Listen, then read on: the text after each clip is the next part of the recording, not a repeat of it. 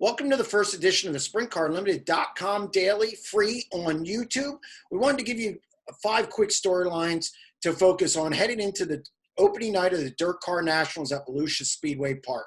Obviously, the top one is Donnys Shots. He won Tuesday night at East Bay Raceway Park, which gives him 2 victories in the last 3 All-Star events, which is his preseason, as he calls it, before the World of Outlaw season starts on Friday. Obviously, coming into the year, Ford and the motor program at TSR has been a big talking point.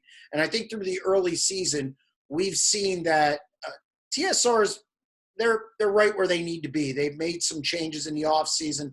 Shaver's doing the engines again, and that's translated to more speed. And I think just better Donnie's car looks more comfortable. It's performing like it used to on the middle and the bottom of the speedway. I think they got things going in the right direction. And one of the things going into Volusia is, can he continue that success against really one of the best fields that's going to be assembled this year outside of the Knoxville Nationals, Kings Royal, and events like that. Donnie's won 21 races at Volusia Speedway Park in his career. So I don't think this is a great indication of where the team is at. I think Donnie's going to do well regardless, even though last year he struggled a little bit, he still won.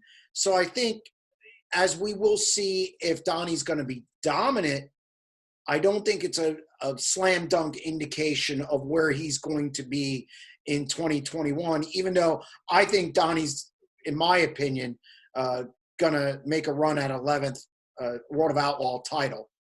One of our other storylines is Aaron Reitzel, who won his last time out at Screven Motor Speedway over the weekend in all-star competition. I think Aaron's looked really good so far, especially last weekend. Doesn't really have to worry about some of the pitfalls of being with a new team.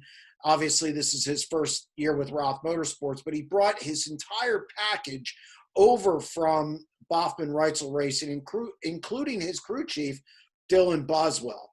So I think we can expect the same old Aaron Reitzel. I think he's going to be fast in time trials. Last year, he won at Volusia, but he also had a DNQ the next night.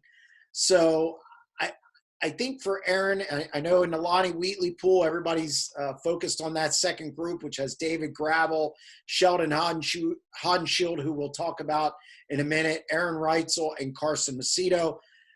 Aaron Reitzel's obviously a popular pick. Again, it's going to come down to timing well.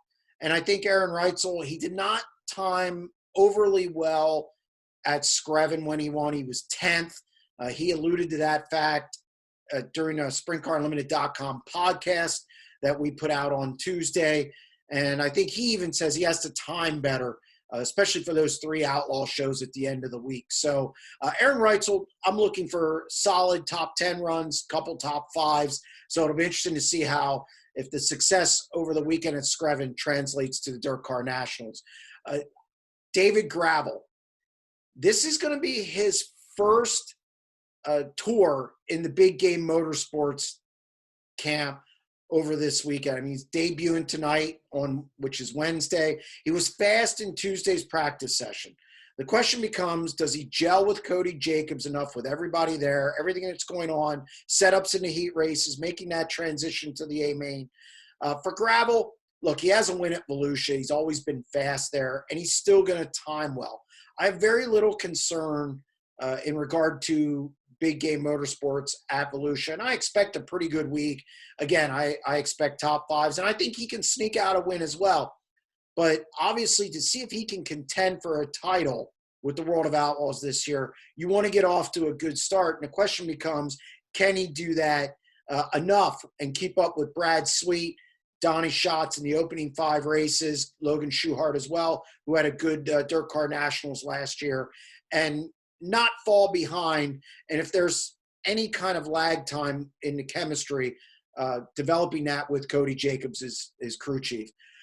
Brad Sweet, like Gravel, is going to debut at the DIRTCar Nationals. He did not run any of the preseason events. I do not count Chili Bowl and a midget as a preseason event. You know, new look to the car, same old crew, same old Brad Sweet. Last year, Sweet had 2 wins, 2 third-place finishes, and a second-place finish at Volusia. He wasn't out of the top 3. Like Shots, they have to be the favorites coming into this 5-race stretch. He has 7 wins at Volusia Speedway Park already in his career. KKR in general has always been fast there. So watch Casey Kane as well to put up some good finishes over this 5-race series. But for Brad, he can join rare air in World of Outlaws history. He can become the 3rd driver to win 3 straight titles. I expect him to get off to a really good start at the DIRTCar Nationals. I wouldn't be surprised if he's battling Donnys Shots for the big gator at the end of the week. So he's definitely one to watch to see how quick he comes out of the gate. I think our last one is Sheldon Holloway. He came out at Screven and was really fast up front. He timed well, ran up front, and just got caught in a couple of incidents. The first, a 3-car melee in front of him while he was leading on Friday night. Saturday night, comes back, and he just didn't find the rubber as quick as Aaron Reitzel. Got past, came back on Aaron, and was running off the right rear of the leader when he spun in turns 1 and 2. So I just think a mental mistake there.